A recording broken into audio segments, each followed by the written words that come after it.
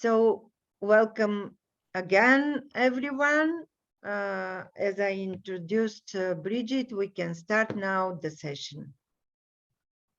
Hello, everyone. Nice meeting you. It's going to be a 2-hour session, and I give you a few rules of the game. We are not too numerous, so that means if you have enough power in your network, you can open your camera, but don't open your mic except when you want to ask a question or to say that you didn't understand. If you need an immediate answer, the best is just to open the mic and to say, hello, I am, let's say, Françoise, and I did not understand, or I have a question because I don't understand this word. You know, English is not my native language, so this can happen. If you have a more, let's say, consistent contribution, or you disagree with one of the assertions that is made in the presentation, then you use the chat, and we will address these questions. You will see in the slides when we finish a section. There are 1, 2, 3, 4 sections and a conclusion. When we finish a section, there is a big interrogation mark. This means that we will give you the floor and have go through the main questions into the chat. It is so divided in 5 sections. The first one will be about the context and the human nature. The second will be about, let me see, to give you some information about how we communicate. This is from the first part is until slide 17. Then the second is about culture. It's from 17 to 29. On slide 29, we say how we communicate. And we give you some information about how to communicate. Then we have another break. And then I will give you an example. I chose Belgium because, of course, when you talk about how people behave, it's better to explain and express about yourself, because then you don't risk to hurt someone. Huh? So an example about how the Belgians behave, and then the conclusions from the slide 61 until the slide 68. So with that, you have a little bit of an idea. I hope we have enough time to go through all of them. And we start immediately with the context. Okay, Bridget, can I ask you not to move too much your head, because maybe the connection of your cable to the computer is not very stable, and we don't hear you very well when you move your head. Oh, okay. Just keep it with slight moves. Okay. Thank you. So this is the context that we are experiencing now.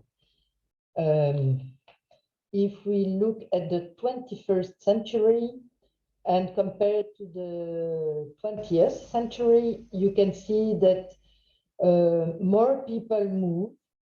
Here in our university, we have more and more researchers coming from abroad with several cultural backgrounds. Maybe they have a father from India and a mother from the US.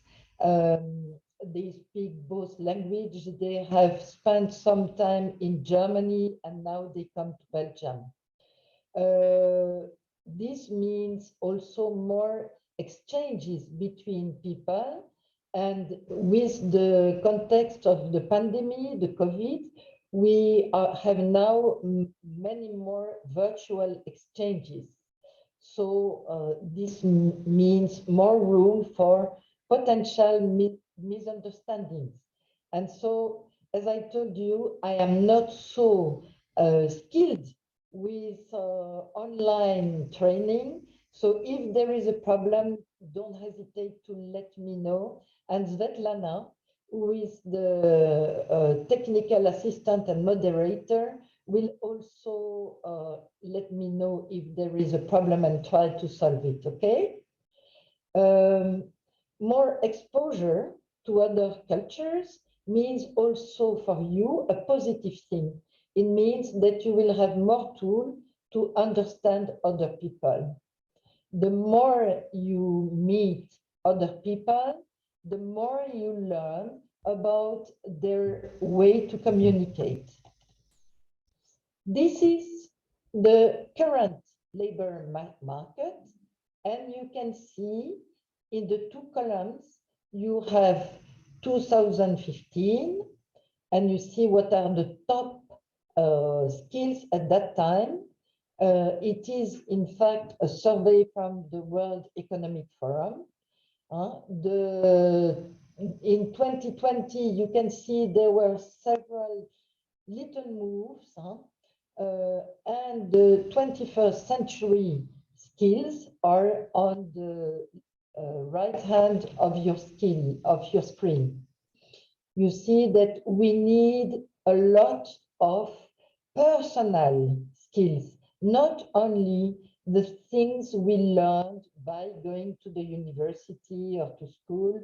We need a lot of skills that we have to develop by ourselves, because, well, critical thinking you can learn at the university, but creativity is something that is mostly coming out of your own personality, okay? The way you manage, you interact with other people is also many more depending from your own personality than from what you learned.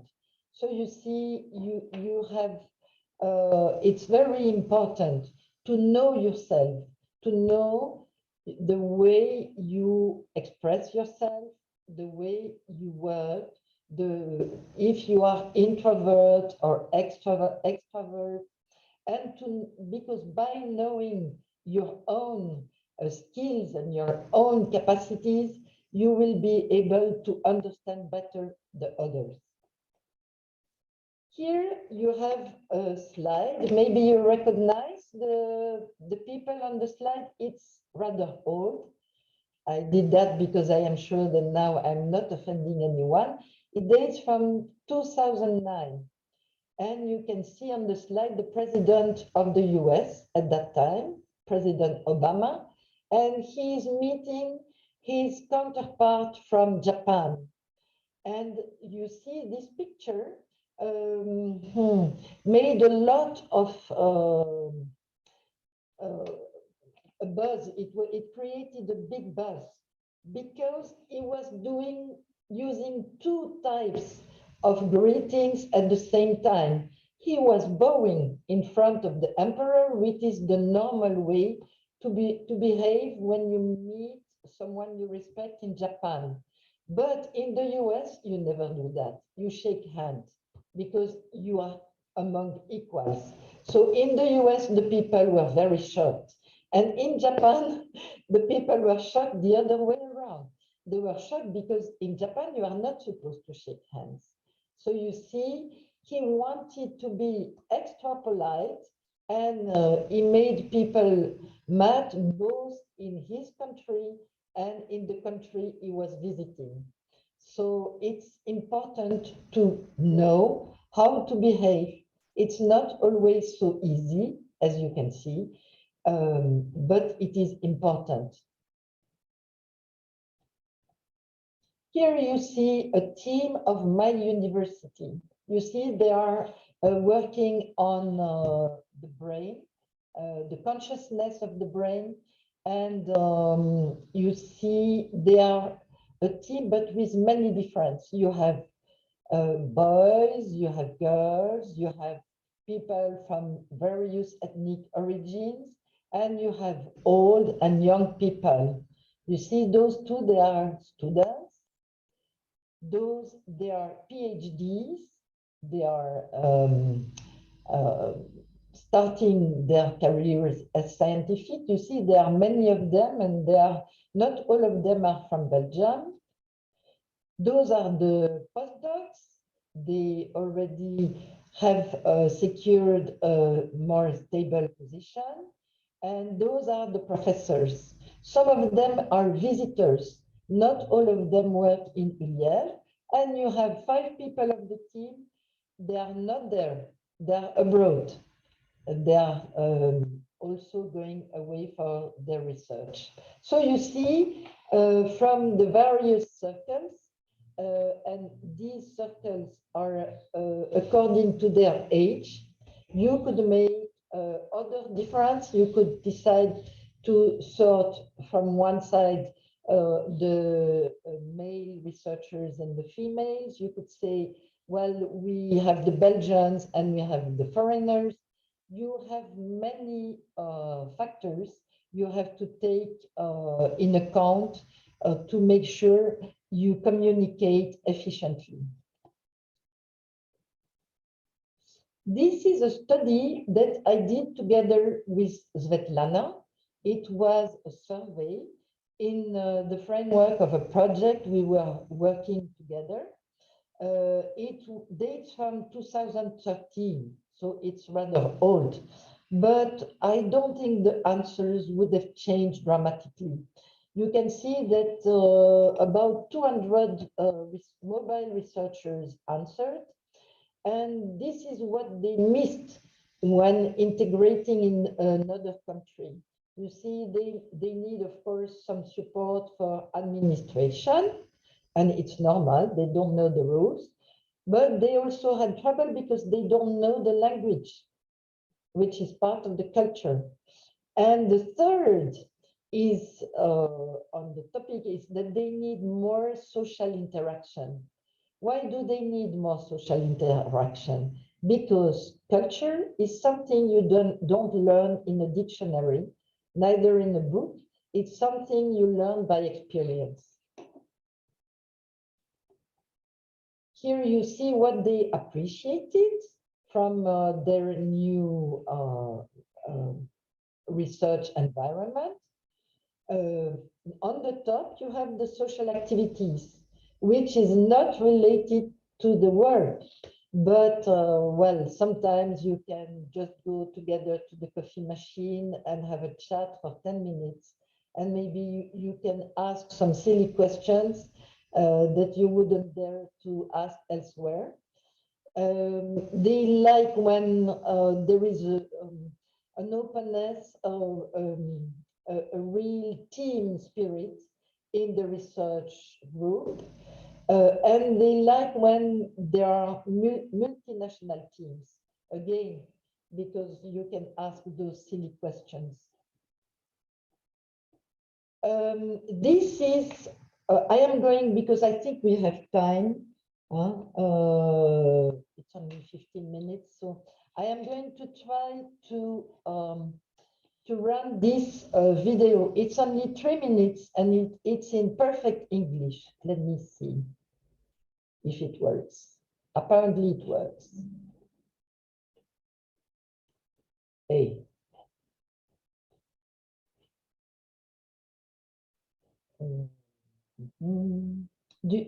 Yes, here is the sound.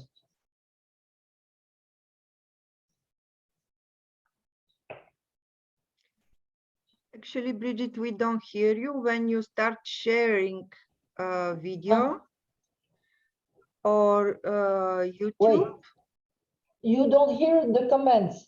Not. That's why you have to stop sharing the presentation, open the YouTube video, and then go to share screen section. And when you start sharing screen, before you press the button share, down there, there are two options for sound. Press them both and just then share. Well, so let's do it slowly. I stop to share, okay? Yes, go on now? internet, go on YouTube and find your video. Mhm. Yes. Then go to share screen option. On the YouTube. Yes. No, not on the YouTube. Here on Zoom. Share screen, okay.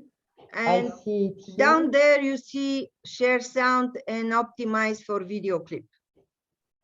Press them both. Yes, okay. And just then choose the YouTube video. Okay, let's see. Is it working now? We still see your presentation, not the YouTube video.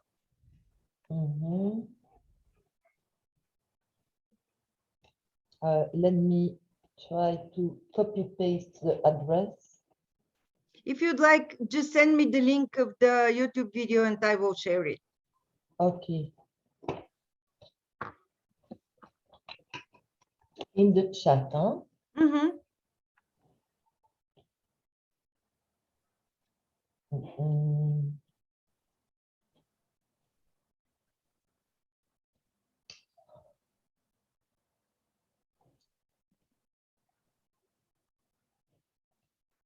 Oh. Alors, the chat, where is it? Here. Okay.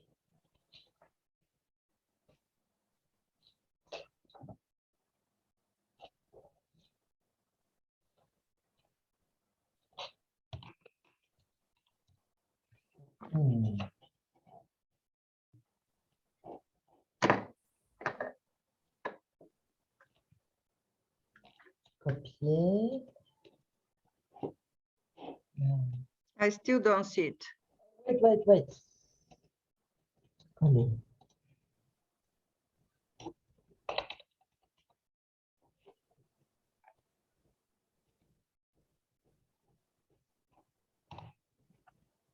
Okay, thank you.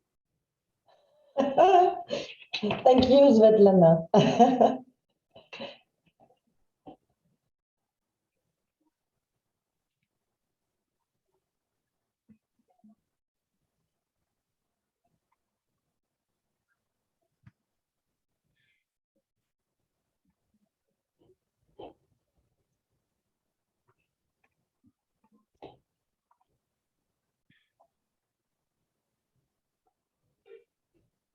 Well, you know, if it's not working, it works. Just a second. I need to open it.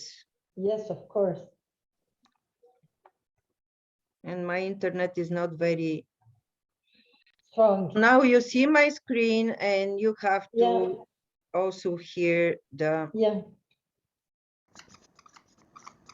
The unconscious mind is amazing. It can process vastly more information than our conscious mind by using shortcuts based on our background, cultural environment, and personal experiences to make almost instantaneous decisions about everything around us. The snag is, it's wrong quite a lot of the time, especially on matters that need rational thinking. Here's a classic example. A bat and a ball cost £1 10p.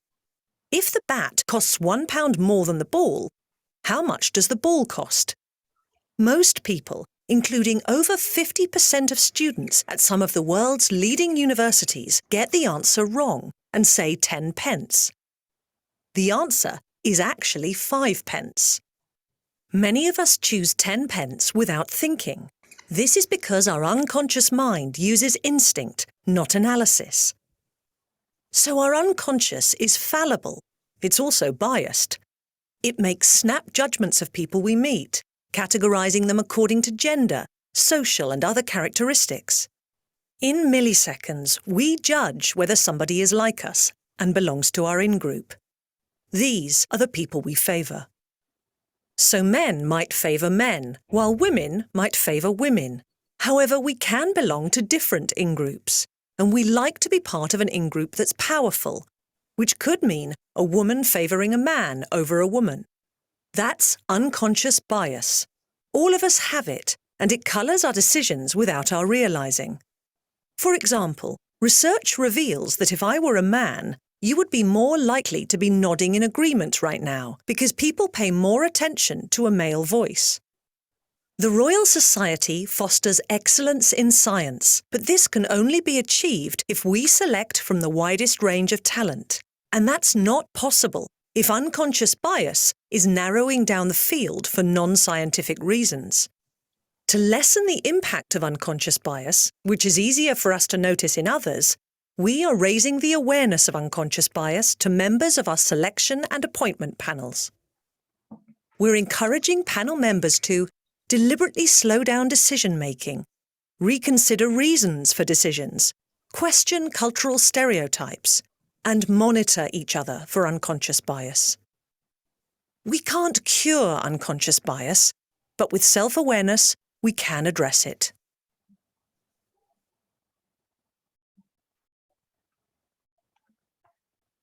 Thank you. That's it. Now I stop sharing Yeah. and you can start with the presentation again.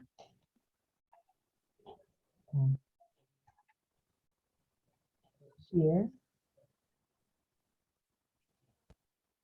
Okay. And you see, when you get this, you are able to watch it again if you want. And you see two other recommendations.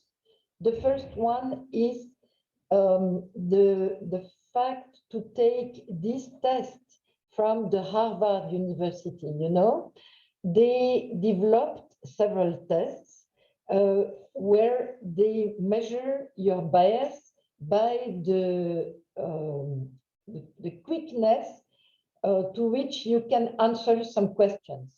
So you have to do this at a time where you are alone and sure not to be disturbed for 5 minutes. And they will ask you to choose some answers. It's very easy. Huh? For instance, they can check if you are biased by associating men to work and women to home and home tasks and care. They can also judge if you associate. For me, that was okay because my father, his mother was very ill. She was not able to cook or to clean the dishes or the clothes. And so my father had to manage all that by himself. So for me, I have no bias associating women with cooking and cleaning and men with working. But I have another unconscious bias. It is that I associate hard science, like engineers, like my father, with men, and soft science, humanities, with women, because I personally studied sociology. So you can make this test for those or for other characteristics. It will remain anonymous. You will get the feedback, and there will, of course, use your data to complete their study about implicit, unconscious and implicit bias. If you have other good tools, other references that you think would be nice to share with other colleagues or other PhD students or researchers, don't hesitate to send them to Svetlana or to me. Oh, sorry. So I was asking about this implicit association test. I don't know if any one of you had a chance to do it yesterday, maybe. If not, no problem. You do it when you have time. But it is really interesting to do it. So here you have some definitions. You see a stereotype. It's an assumption you have about a group, a culture, of a race, the ones you consider like you, or the ones you consider different. And of course, this assumption may be wrong or partly true. An implicit bias it's a way we manage to organize our life. If we don't have this, we receive so many information at the same time, we cannot decide. So we make our brain makes shortcuts to decide what to do. And we will make our decision according to what we feel is safe, is likable, is valuable. So that might not be the right decision. That's what I want you to understand. And of course, we believe that we have no bias. Of course, we are so clever researchers, we don't have bias, but it is not true. We all have bias, and most of the time we don't know them, or we realize them through the feedback of other people. This is some stereotypes. You see, this is a postcard you can find in the European Parliament. And of course, they want to be fun. They want to make fun. They are not true at all, but they are giving you some interesting information. Like the first one, cooking like a Brit is because the UK is not famous for a nice cuisine. That's why you can try to understand that this is humor and that it's just the contrary of what is the reality. Here again, it's another kind of stereotype. You have here a kind of guideline to see how you can solve an issue. And if you look at the French, you can see that the French are going to discuss a long time. They are going to weigh several arguments, but they will not solve the problem. They will make more problems. So it is again a way to use humor to try to define various cultures. Here you see a map. This is a map of a city of Belgium. It's not Liège, which is my city. It is another big city. And you can see that it is surrounded by highways, and it shows you where is the airport. But is it the reality? No, of course. If you are in your car driving, maybe you don't see the same thing. Of course, you will not see the same thing.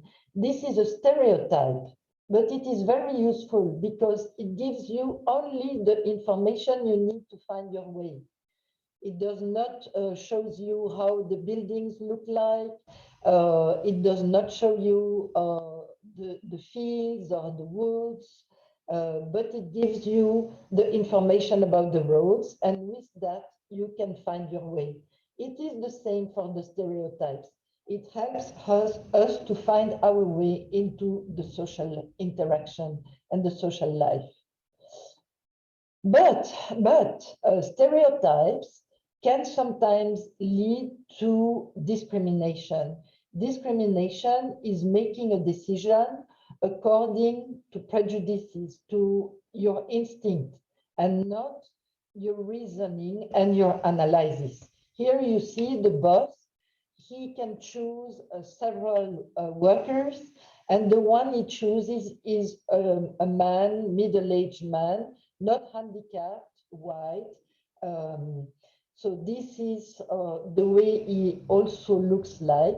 He doesn't take the old lady like me, although it might be better to choose me because I am very wise. So that's what I told you. that we favor what is similar to us, and that sometimes in our institution, of course, we will claim that we favor equality. It is mentioned in our regulation, but this is not the way our brain works. This is why we always have to make a step back to look at our decisions from a distance and to try to use rational arguments. Okay? When I was working as a boss in the team of Amnesty International, we had to recruit a secretary, and we had two candidates. One of them was a man in the 50s. He was working for the fiberglass industry, was lobbying the European Union at that time, but they got their point. The directive was adopted by the Commission, the Parliament, and the Council, so they didn't need him anymore, but he needed to find some work. And we had a young lady, and she was just coming out of school from the secretary school. And after a discussion with the team of the director and the board, we decided to choose the old man. I was at that time only 42, and I was a bit puzzled. I was afraid that as a director, it would be difficult. And I tell you, this was the best choice we ever made, because this guy was really skilled, and he stayed with us until he retired at the age of 65. So we were really, really happy to have him with us. And now he's back to Mauritius, which must be very nice. So discrimination, I told you, and this is the way you go. You categorize. Sometimes you use your instinct to make decisions. Your instinct prefers what is the same as what you are, the same behavior. And this leads you to make a discrimination, even if you don't want to, okay? So it's always good to seek advice from the others. Like in this decision about the secretary, we were discussing with 5 people, the director and the board, and we made the right decision. Understanding diversity means identifying the difference and understanding also that each individual is unique. This is not because you are a Brit from the UK that you are going to be a bad cooker, because maybe you have a talent, you have a curiosity, you are really keen on learning how to cook, and you will be a very good cook, okay? So it's important to respect each other, and when you listen to the others and consider their behavior with a neutral approach, you will be able to work more efficiently. We have finished the first part. Let me see, it's 35 minutes, so it's okay. Do you have questions? I look at the chat to see. Someone cannot hear me. Huh? Can I do something about this? Actually, that is why I told you, you please okay. don't move too much. Yes, because if you don't move, we hear very well. And is it okay now? Was it better? Now it's perfect. Okay. No other questions? Then we move to the next session. Let me close the discussion. Okay, now we discuss a little bit about culture, okay? Culture, here you have 2 definitions. I like the one of Geert Hofstede, I think. He say The culture is the software of the mind. So maybe you don't know how it was built, but you got it. You got it. Your mother didn't tell you, now I'm going to give you a lesson about our culture. You learned it by just living with your family and at school with your friends and the other pupils. Okay, so you have it, you use it, but you don't know. If you would have to characterize your own culture, you would be in trouble many times. So now, thanks to the help of these people, we know a little bit better. Huh? It's a system orienting people like the map I showed you. And it's for a group. It can be a nation, it can be a society, or it can be a university or a research center. And it goes from generation to generation. It goes from a fellow researcher to another researcher, and it influences the way you perceive things, the way you feel them, the way you react to them, and you don't have to learn it. You learn it, yes, of course, but unconsciously. You don't have to sit at your desk and look at a dictionary and learn it by heart. It's really going through the instinct to the subconscious, okay? And this is culture. It's always represented like a kind of iceberg. You see part of it, but only a small part of it. And you can see the visible part is on the top. It's the language, it's the food the people prefer, it's the music they like, it's the literature, it's the games they play. And then you have the deeper culture. And this one you don't see when you see the picture of somebody. It can be the expression of the face, it can be the gesture, the way they look at you in your eyes or not, the way they speak, if they speak loud or very soft, how they manage their emotions, etc., etc. Okay?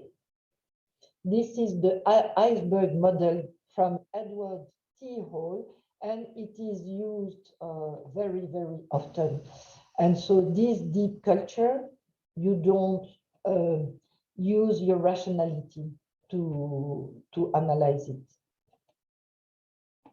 Hofstede, this is the one I showed you the definition of culture. He used the model of an onion. The deeper you go, the more hidden, but also the stronger these values are. Okay, the symbols, you can wear them, they are in the streets. The heroes, you can name them. The rituals, it's the practice you use, and the values, they are deeply in your heart. You see, there are a tendency to prefer some situations or some reactions. They are positively or negatively oriented, and they are learned from your birth.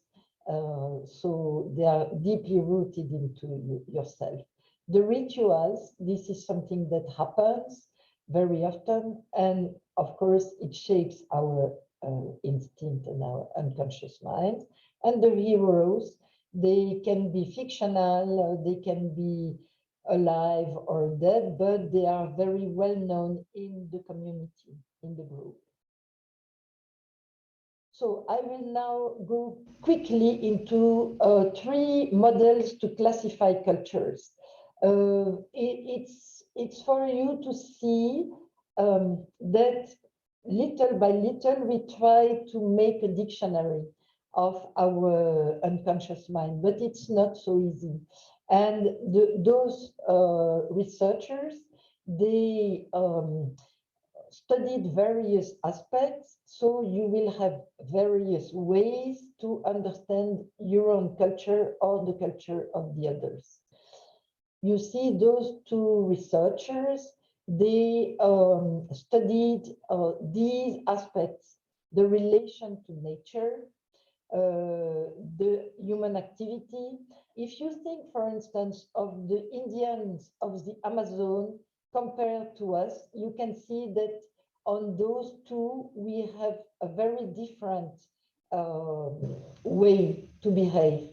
The same is for the relation to space or to the others. I don't know so well about the Indians, what they believe, if they are naturally more suspicious or if they have trust, that I don't know. And the relation to time, I don't know so well either, but if you have a look to this, you can ask for you, what are your options? Huh? And you can ask to colleagues or to your family to see if these characteristics are individual or if they are collectives. Edward T. Hall, maybe you know him, he studied the proxemics. This is, you see the distance in which you tolerate people. It depends from one culture to the other. In some culture, you know, if you don't know the person, you don't have to come too near, and certainly you may not touch the person. Huh? The proxemics depends from your cultures, the way your parents, your familiars behaved. And Hofstede, he is a Dutchman. He is still active. He was working, I think, for IBM, and so he had to act with people from various countries. And so he studied the way the people behaved in a professional context. And this is why it is very relevant. But Mr. Hofstede still wants to make money with these findings. And so you can find some information, but not all the information maybe you would like, because if you want very precise information, maybe he will ask you to pay, okay? So we will see the example of this series of characteristics of one culture with the Belgians.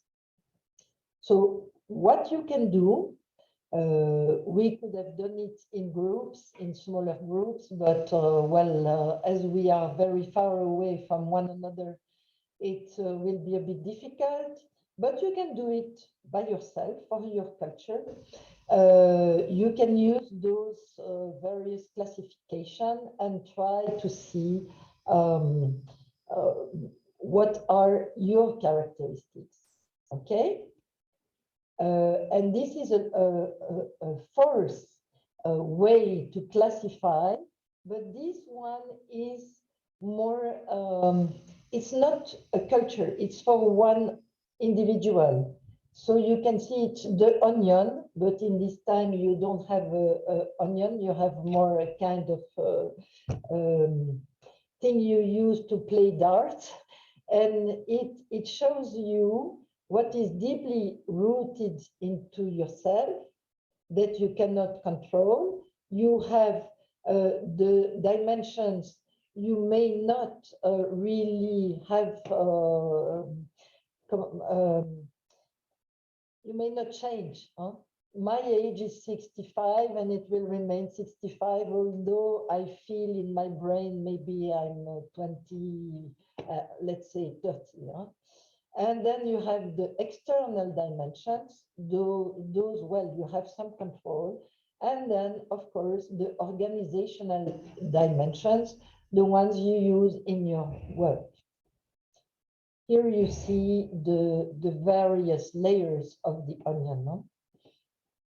And you see the organizational dimensions, they have a lot of importance for you in your profession, because they will help you to understand things you or behaviors you don't understand when you work with people who had a different background.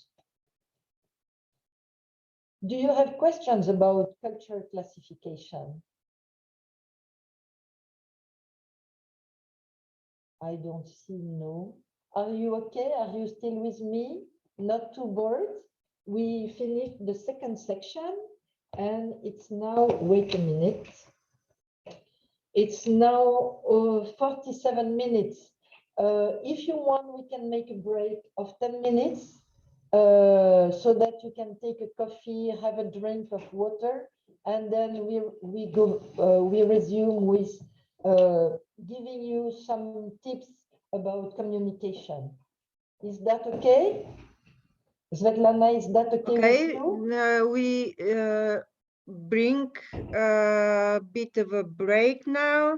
Yes. And I stop recording for a while. Okay, I can address it right now. Huh? Wait. Okay, okay. Uh-oh. Please, can you explain more about the 4 layers of diversity? Yeah. Okay, here you have the 4 layers. You see, the first layer is your personality. It's how you interact with others and what are your characteristics. There is a way to know more about this. It is called MBTA.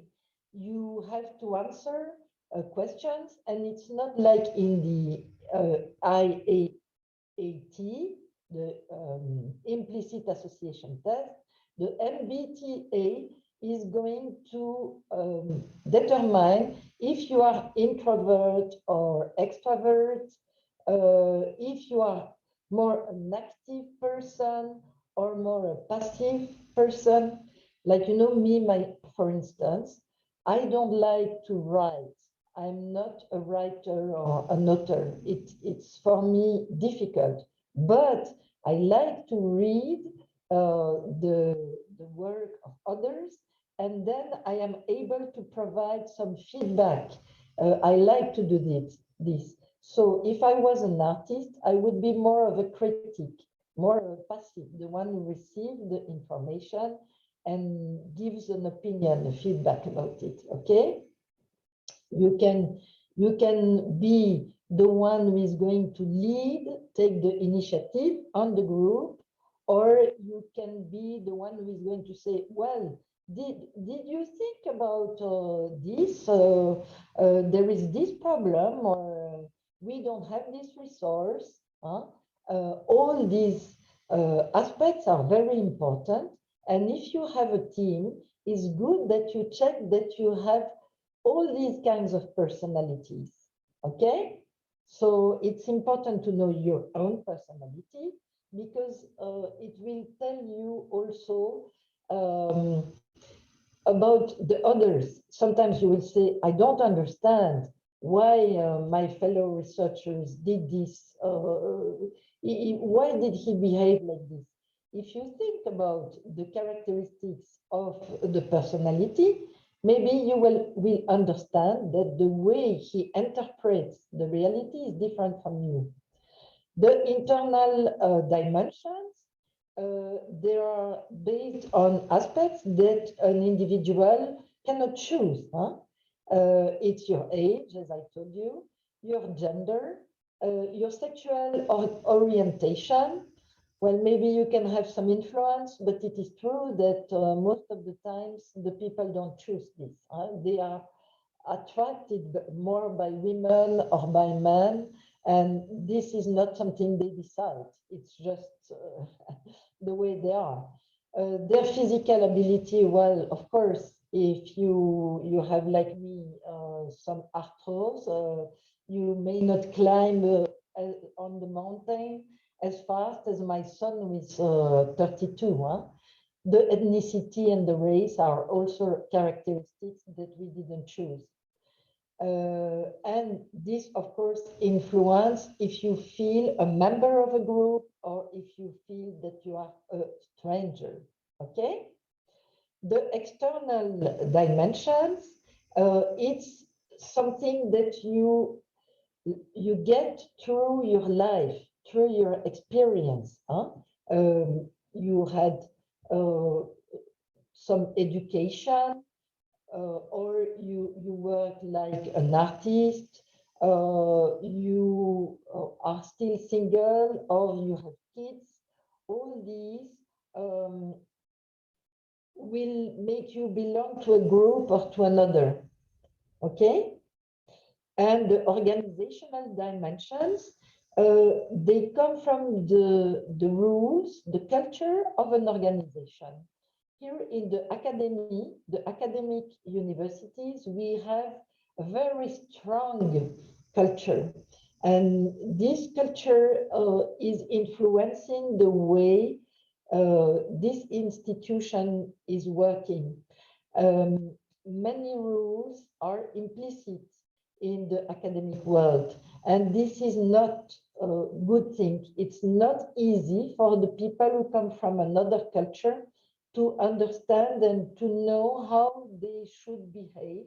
Sometimes they miss important opportunities because this was not explained. They are supposed to be able to find out by themselves, okay? So we will see some examples about those 4 layers when we discuss about the Belgian culture, okay?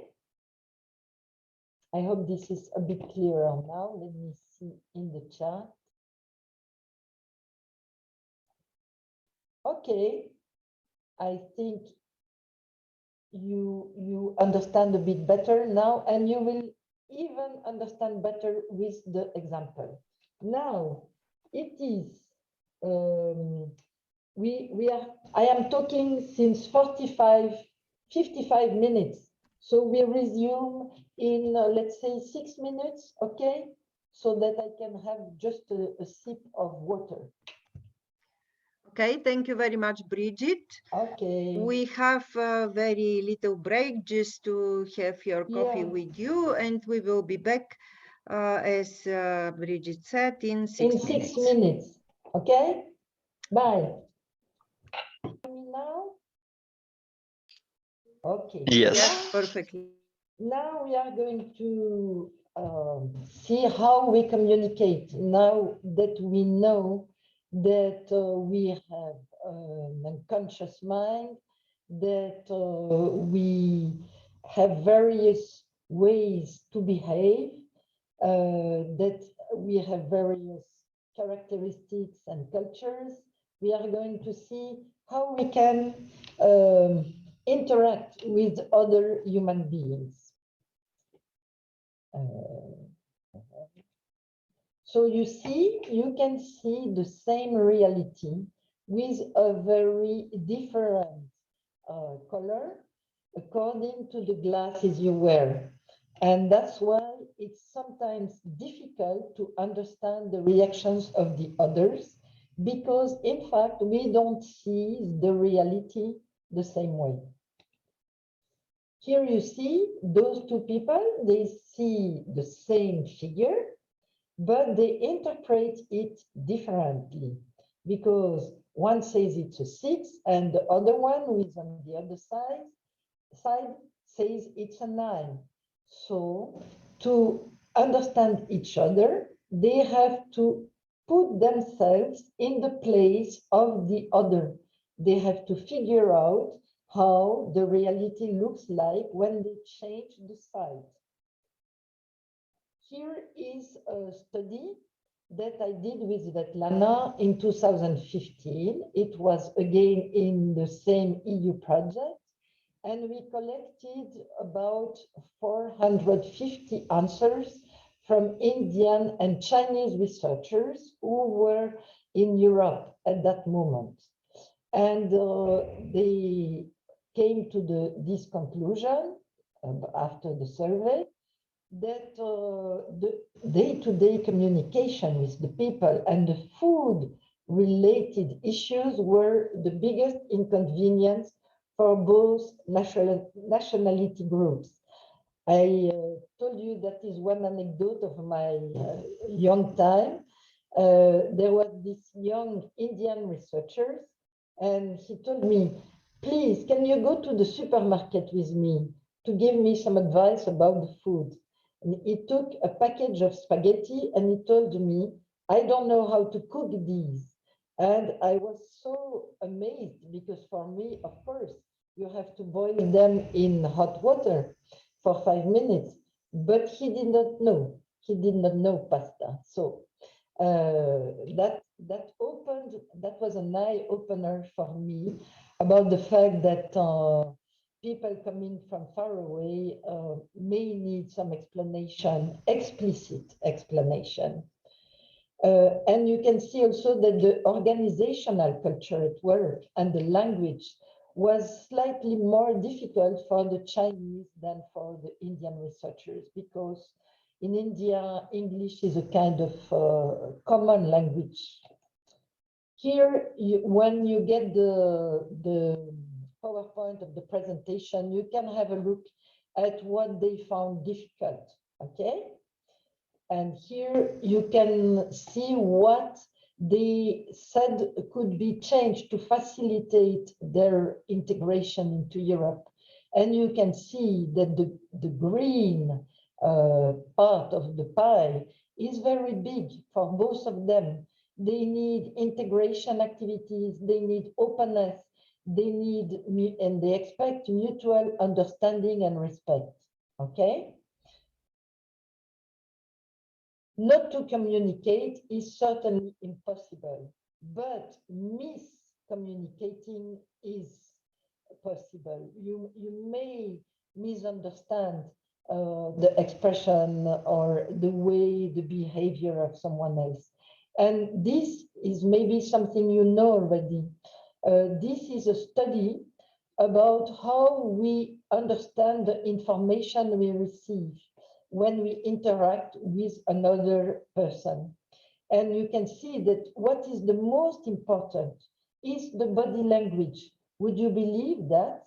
It's more important. It's for more than half of the communication. So if you are like this, very close and looking severe, the people will not be attentive the same way.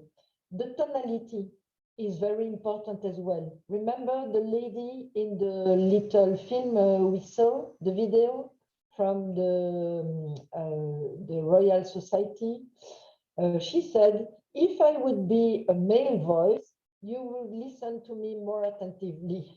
And I think this is funny, but it is true. And the text, what you say, is only relevant for 7%.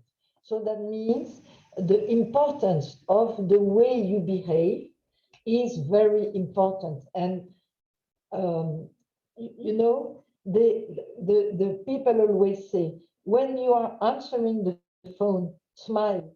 Because if you smile, the person will not see you, but she will hear it. Here is another example. If you are in an orchestra, you are going to use no word, not a single word, but you are going to produce good music. This is again our nice Gert Hofstede, and he is explaining that we have something in common. This is our human nature. Then we have something that is distinguishing us. That is the culture. But this culture we share with a group of persons. For instance, here I am in Belgium. I can interact with the people from Liège very easily because we share something we did not learn. That is our rituals, that is our habits, because we live in it for me since my childhood. And my own personality This is something that is from me alone.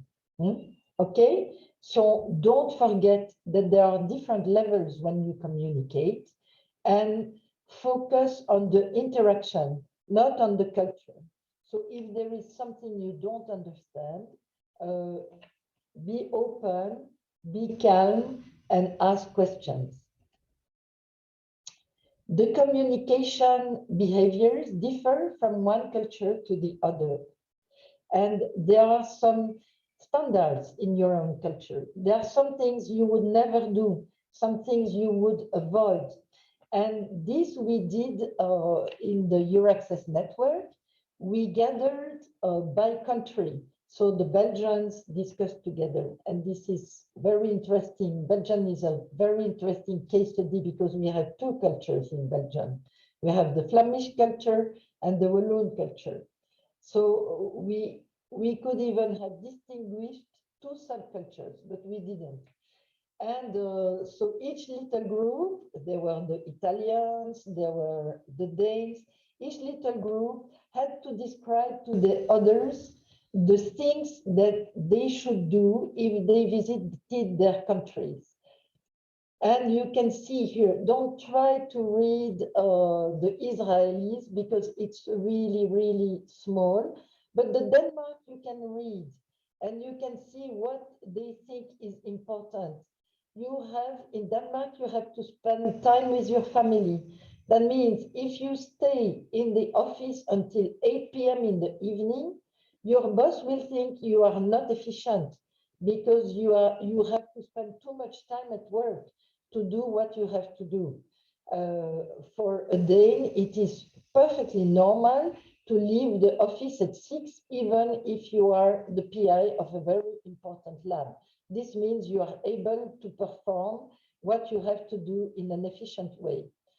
And the Danes, they speak very openly.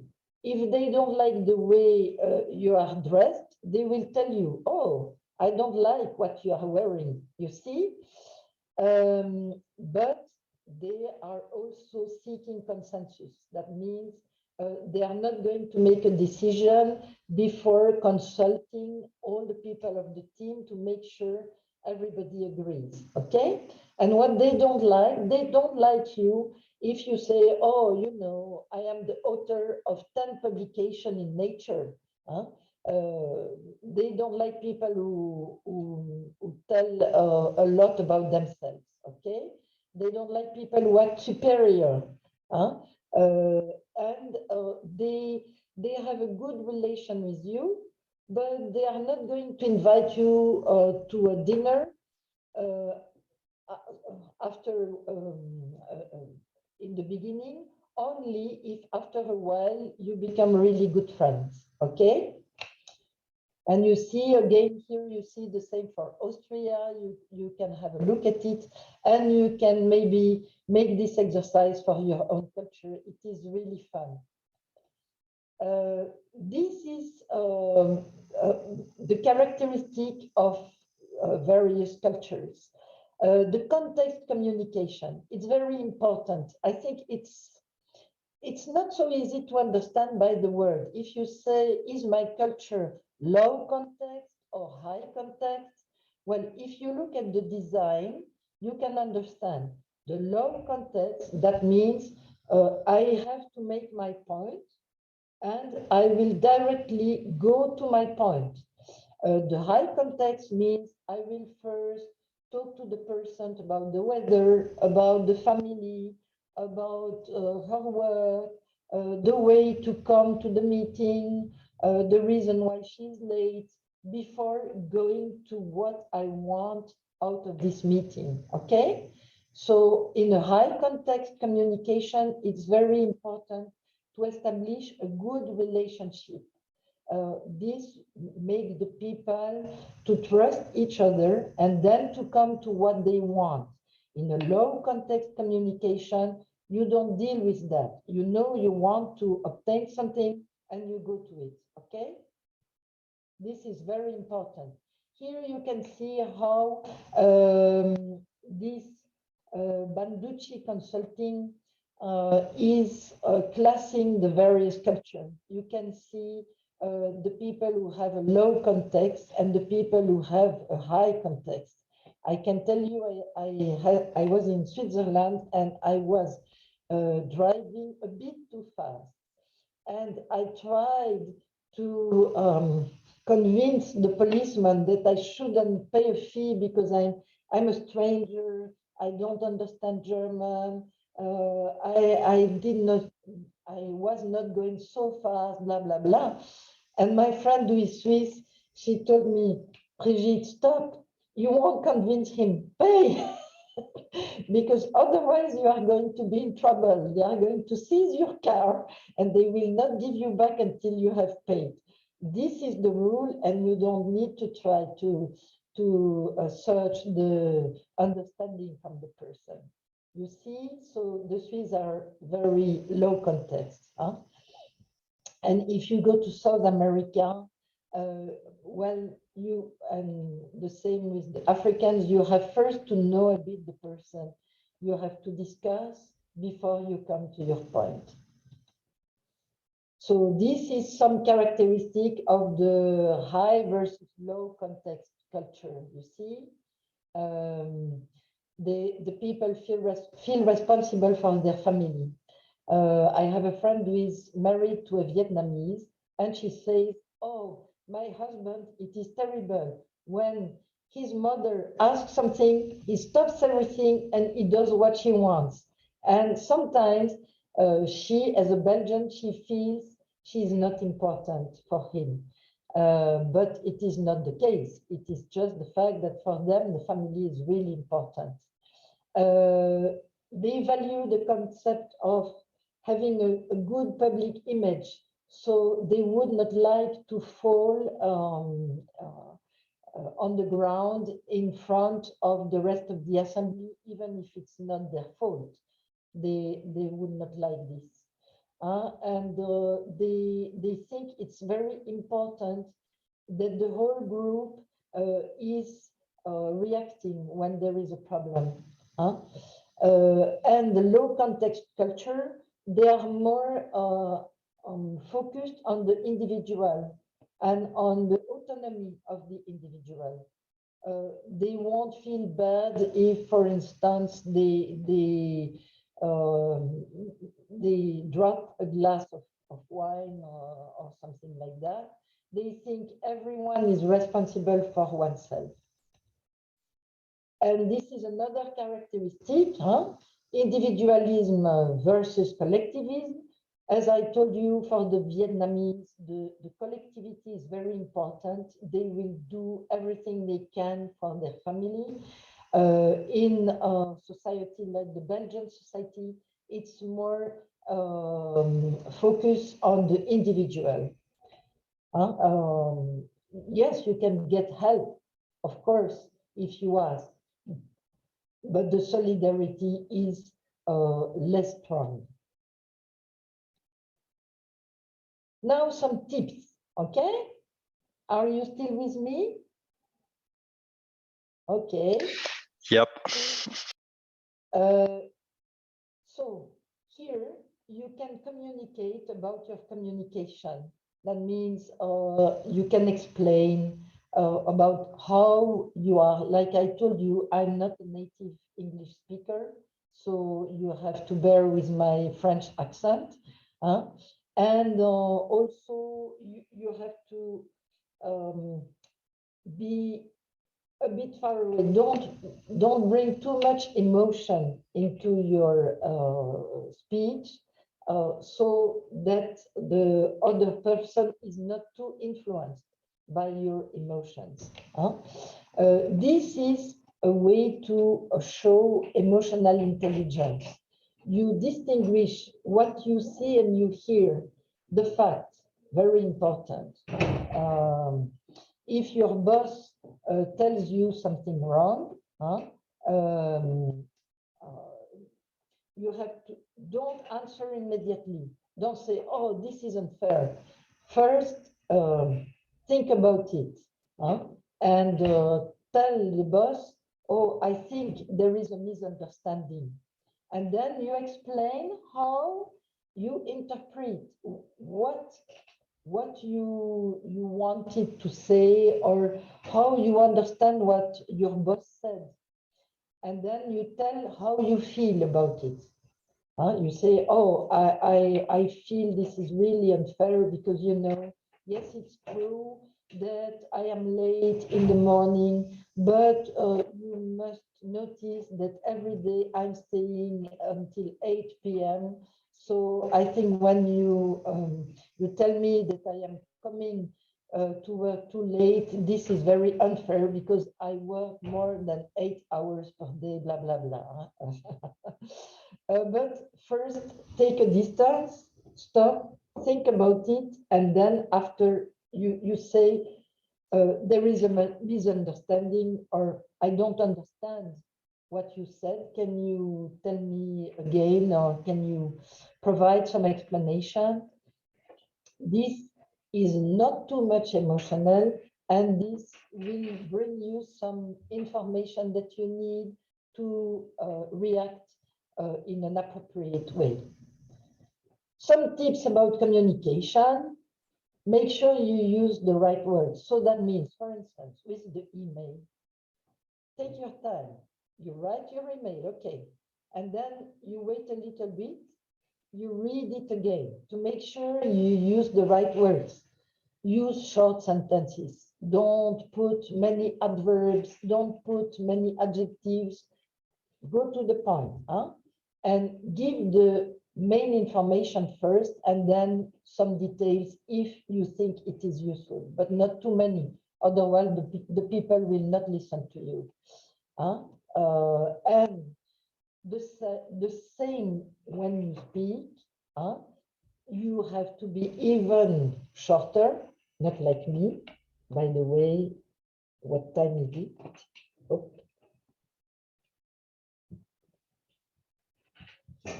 Oh, I still have 40 minutes.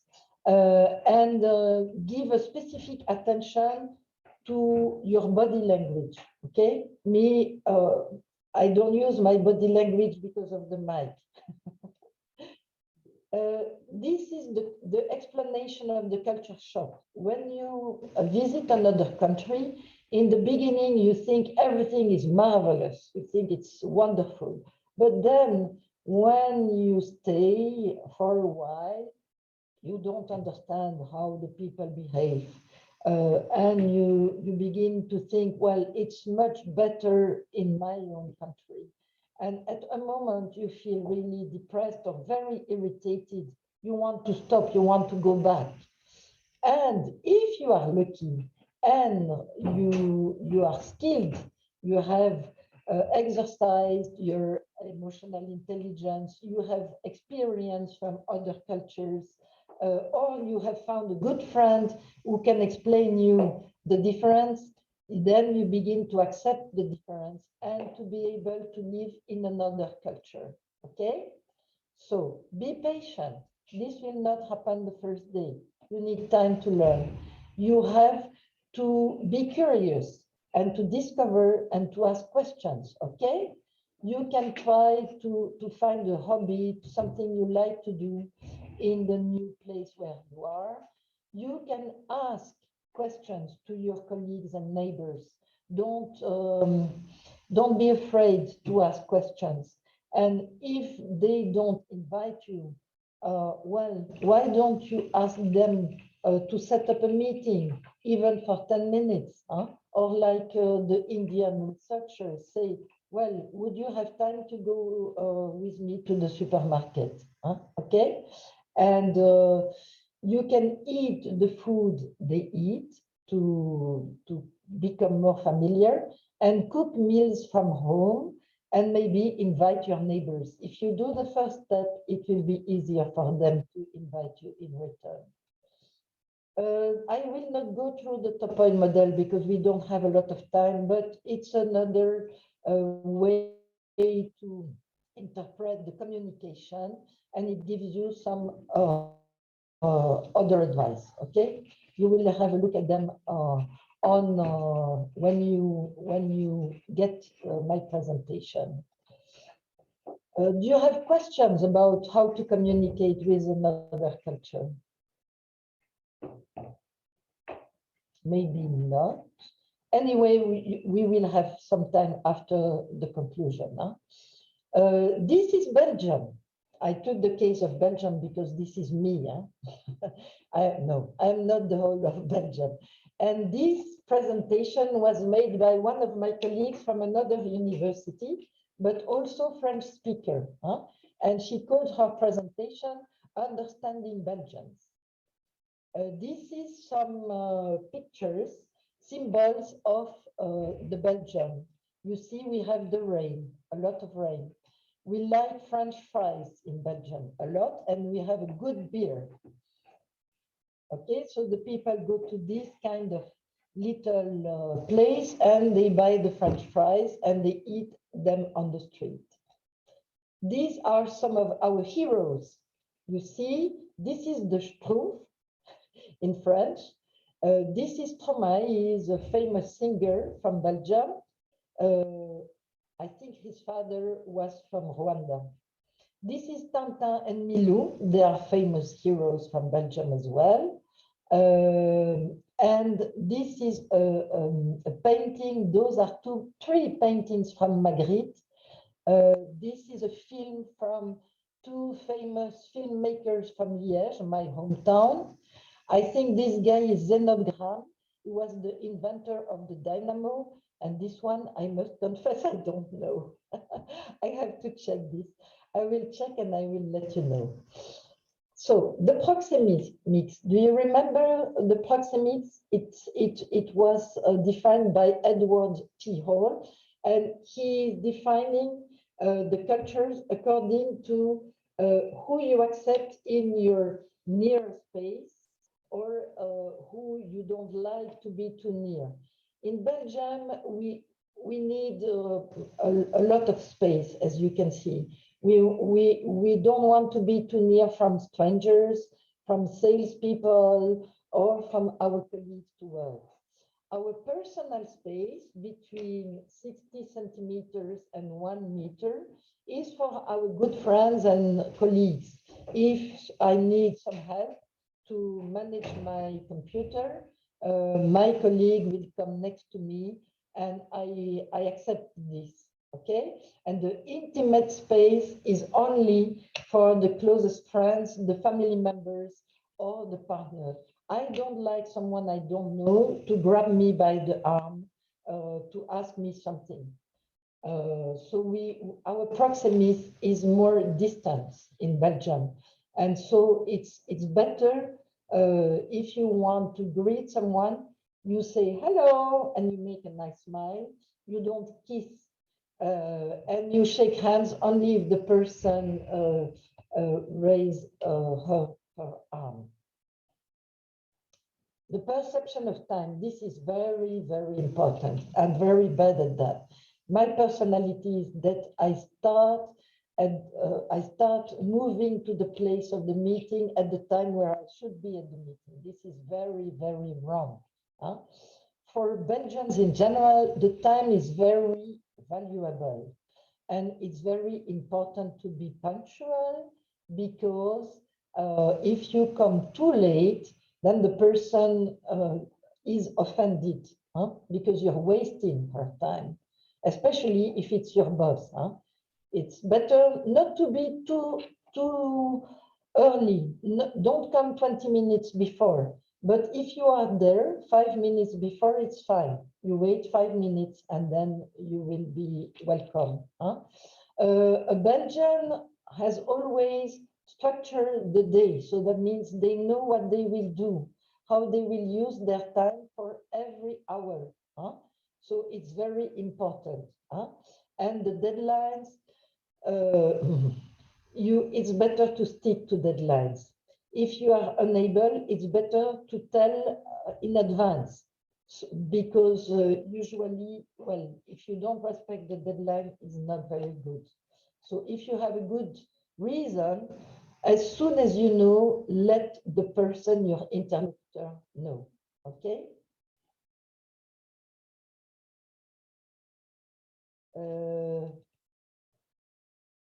Wait. I am going too fast. I have to go back.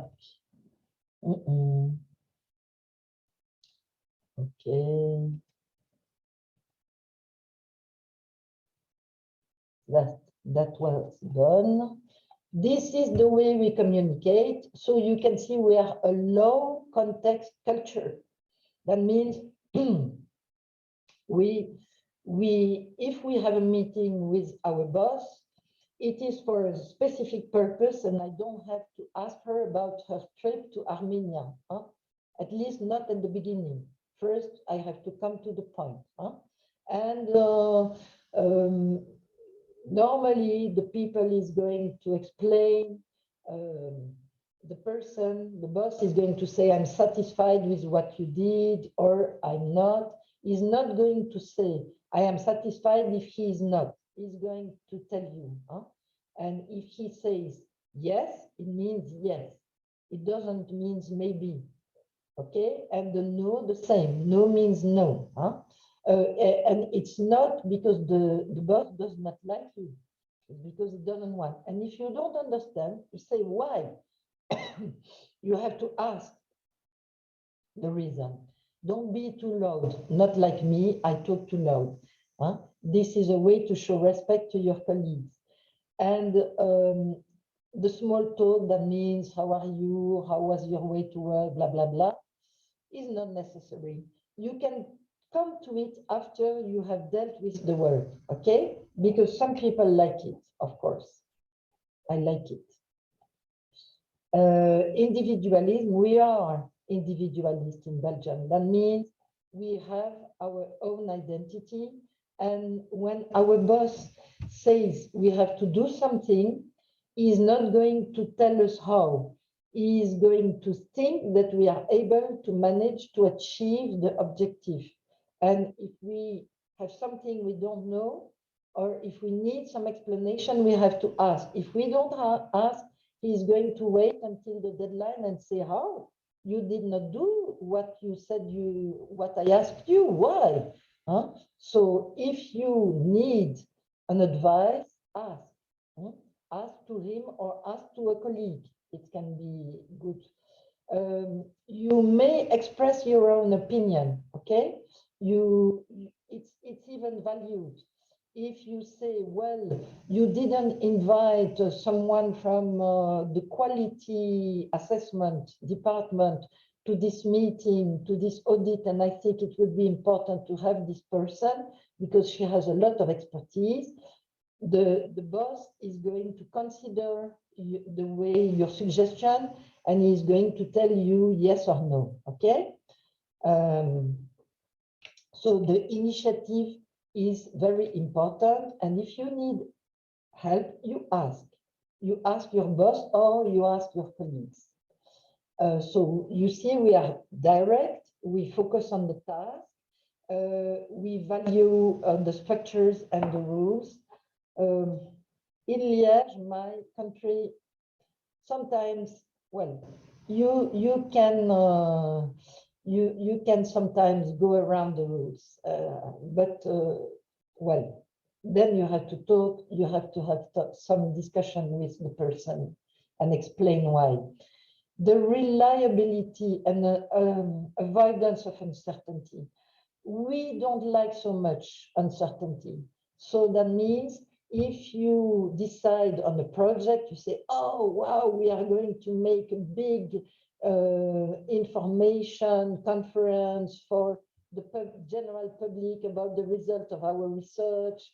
They will ask, well, are you sure it is the right moment? Are we sure you are ready? Are you sure you have the money for this? Do you have the resources? Well, they will check to make sure that everything is under control. It is not as big and as in other countries, like the Dutch people, they are even more checking than the Belgians, but it's important. Punctuality and time planning, and like the days, the private and public spheres are rather apart. The academic culture, there are a few levels in the hierarchy, but it's important to show respect and use the titles unless the person or the older person tells you otherwise. Huh? So you have to make sure that you manage your own business, to find a place to stay, to meet the deadlines, etc. And if you don't, you have to ask.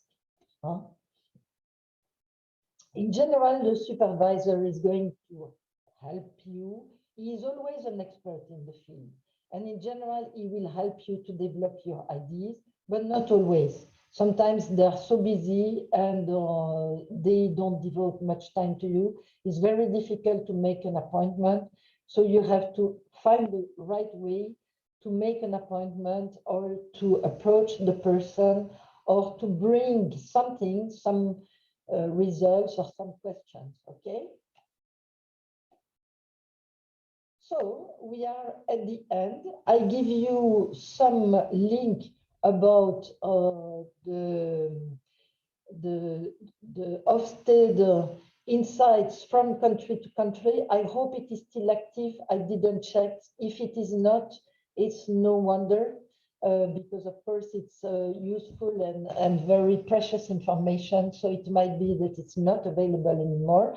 But this one, the intercultural assistant, was set up by Svetlana, and it's really useful. It's a way to put into practice what I told you today. Okay, so have a look. It's a very good resource. I will send you other resources during this week. Okay, you will get many other resources. I see there is something in the discussion. I have almost finished, huh? So yeah, to get effective emotional intelligence. Wait, I go back. I try to go back. It's by practice, huh?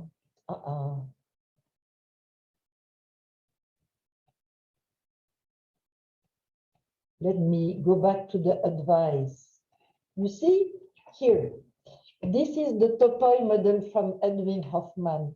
So when you communicate, you are not only providing an information, you are in a process. The two people, or you have yourself and your audience, there is an influence. If the people in front of you, I don't see you. So in my case, I think you are passionate with what I am saying because I don't see you. If I would see that you are bored, that you are yawning or sleeping, or you are looking at your smartphone, that would influence me. Maybe I would speak faster, or maybe I would skip some slides. And so I will ask myself, what am I doing so that the others seem so bored? What should I change? And I will modify my behavior. And what is the other doing so that I react like this? So I have to try to understand the way the other reacts. If you look at your smartphone, I will think what I say is not interesting. Maybe this person knows a lot about the topic, and then I will go to you and I will say, can you provide an example, for instance, of what I just explained? You see, so you will wake up and maybe you will ask me, can you repeat your question? Then I explain what I expect from you. And then you provide an example because you know, of course, a lot about intercultural communication, and all this that I blah blah that I was explaining was boring for you. Huh? And what is the influence of the broader context? Well, I would say this is the culture of the organization in which you are. So that means, for instance, here in Liège, a lot of rules are implicit. That means you will not find them in writing somewhere. You have to find out. That means you have to ask your colleague, huh? Oh, I see you got reimbursement for your travel. How do you do this? How comes you could get this refunding? How should I do? And then your colleague will explain you. If you don't ask, you will not get, okay? Another broader context is the fact that for the moment we are on a distance. We cannot interact. If you would be in the same room, that would be very easy for you to say, hey, I don't understand. I don't understand what you mean. Or I would see from your face that you disagree. And I would ask you, well, what's wrong? You don't agree with what I'm saying? While now I see just my screen, I don't see you. So I cannot, this context is influencing me in the fact that I am just talking to you as if I was talking to myself, which is not the best way. So you have to watch the effect of what you say, and don't believe that because you are of goodwill, what you say is going to be well received. Maybe my boss tells me that I have to come earlier because she thinks it's not good for my family that I stay until 8 p.m. in the evening. And she thinks that maybe for my health, it would be better if I would go home earlier and get up earlier in the morning. You see? So you have to watch on the effect, the assertion, the way you talk is producing on your interlocutor. And then you can ask, you can say, oh, you look shocked. Why? Or you are surprised. Why? You have to be open. Cool, be cool. That's very important. And when you are on the phone, even if you are angry, smile. That will make you much better in your communication. And don't hesitate to say you need some time to reflect on something. If a boss tells you, well, I decided blah, blah, blah, this, do you agree? You can say, well, I need some time to think about it. Okay, I will come back to you tomorrow. As I told you, well, the context has an influence. You can be always skeptical about your way to communicate. That means you can say, well, I spent 2 hours to try to explain you how to communicate with others, but I must be modest. I must understand that maybe you will use 10% of what I said. And maybe you know this already. But I am optimistic about the people. That means I am sure that anyway, the way you will handle and manage in the future will be good for you. And I am sure that if I said something that you did not understand well, you will look at the reference to understand better. Be curious.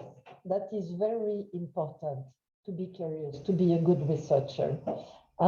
And you have to be prepared for the misunderstandings and accept that this is normal if it happens. It's not because your boss does not like you. It's because he expected something different from you, okay? And so maybe at the beginning when he criticized, oh, you feel furious, sleep on it, wait until the next day, and then you react. If you want to send an email, write it down, then go to sleep, read it again the next day, and you will see it will be much better. It's important to be emotionally intelligent, is to be very comprehensive for the other and very cautious about yourself, about your reactions. Master your emotions. You have to be of goodwill to the others and be severe with yourself. And always look for the common good. That means try to think, where is the common ground for me and my collaborator or my boss? What is where can we find something that is an objective that we both want to reach, a win-win situation, okay? And so think, use your brain, your logic, your analyze, and keep your emotions for your interlocutor. And always be active. If something is wrong, don't remain in your office and just talk to nobody. This is not good. If you don't understand what is happening, ask questions, huh? And maybe you find the solution.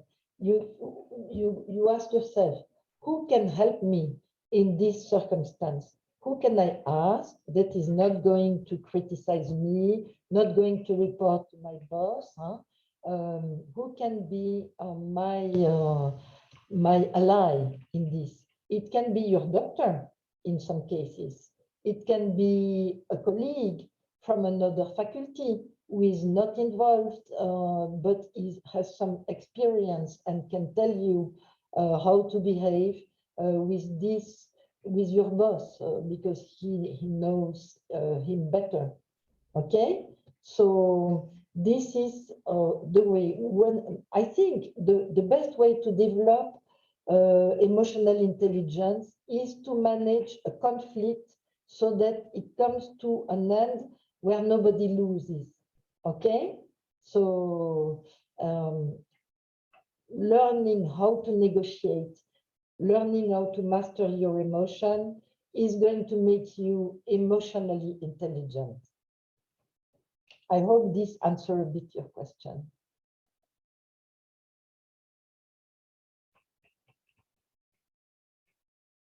So what time is it? We still have 15 minutes. I think I will end before, except if you want to provide some information to the others. Let me see.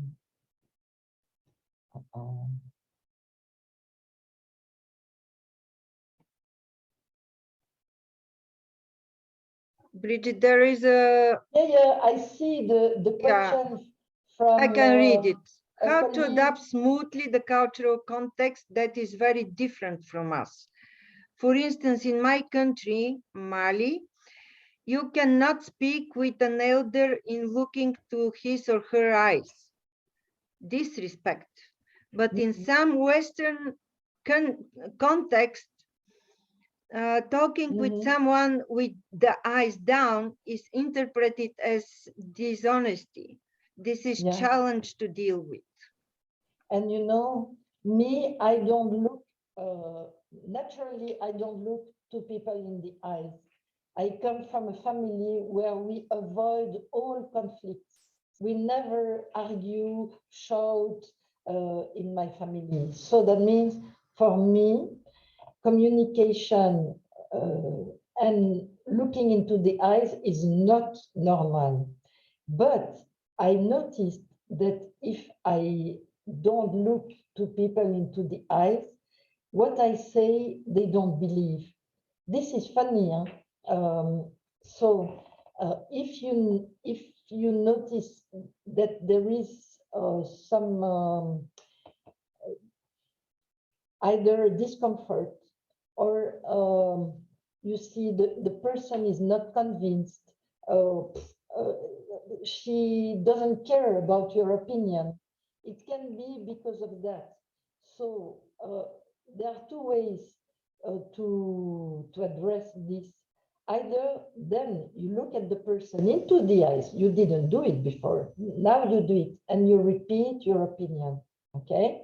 Or you can tell, like I am telling you now, I can tell to my interlocutor, you know, it's not usual for me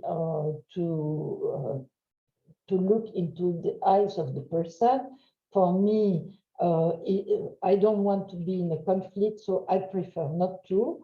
But this is not for this reason that I am, my opinion, I am certain of my opinion. I am sure that what I am saying is useful and important.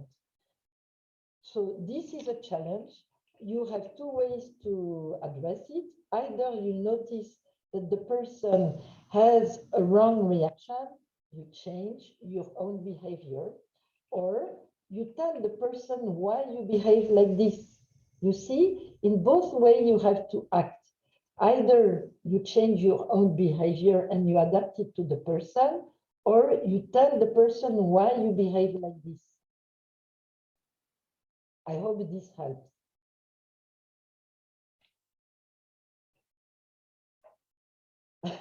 Thank you. You know, it's normal that you don't always understand, because there is no dictionary. This is something you learn by experience. So what I can tell you is how to try to behave. I cannot give you the right answer. The right answer is going to be processed by the discussion, by the communication with the other person. Okay, thanks. So now we come to the conclusion. This that I show you is the questions we ask to the newcomers here in Liège. We ask them about the stereotypes about our university, and through their feedback, we learn a lot about ourselves. This is really, really a good way to understand better our own culture. This is some of the examples I told you, they come from the experience of the foreign PhD students I dealt with. And the second question I asked them about our culture and about the culture in their department. And that helps me to explain them what is happening. For instance, if a young researcher is used to get very detailed instructions, here in my university, he will feel really bad because the PI is going to ask him, the professor is going to ask him, for instance, to read an article. Implicitly, the professor thinks if he reads this article, he will understand what I expect from him. But he will not tell you. So if after reading the article, you don't see the point, you have to ask the question, okay? Because in our culture, the instructions are sometimes implicit. The professor relies on your autonomy, on your curiosity, and of course on your previous knowledge. If you don't understand, you have to ask. Thank you very much, Brigitte. Okay, I have still three slides. Okay. This is something you can do, because sometimes, you know, how to manage your professor or your PI. You can try to do some things by doing like Socrates. He was an ancient Greek. He was not making a point. He was asking a question. And it's asking a question is very good because it's not conflictual. If you ask a question, you don't criticize. You just ask the person to think about your question and to provide the right answer. So this is some question that you can ask, or that I can ask to my director. It's very good to manage minority, to be attentive to the people coming from abroad, but would be much better to change the university. And the main thing we should do here in Liège is to make the implicit explicit. That means to write down the rules in English, not only in French, and to explain the norms that are known by the people who have studied in Liège, but not by the people who come from abroad. And of course, always be open and promote openness, because every person counts. So this is some tools for action about diversity, to get a good diagnostic, to think about the values of the institution.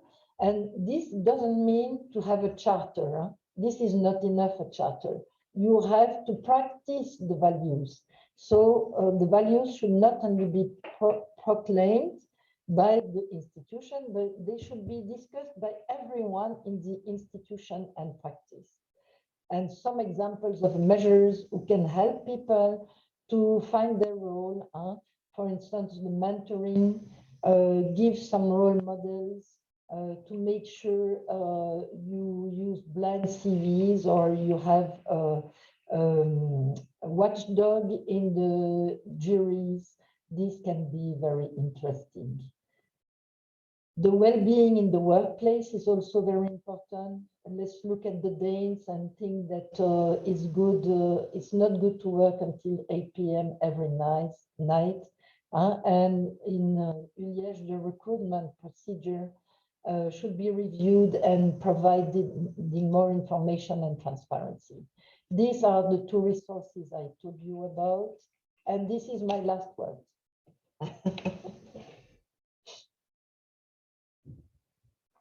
Thank you very much, Bridget. It's really an impressive end of the training.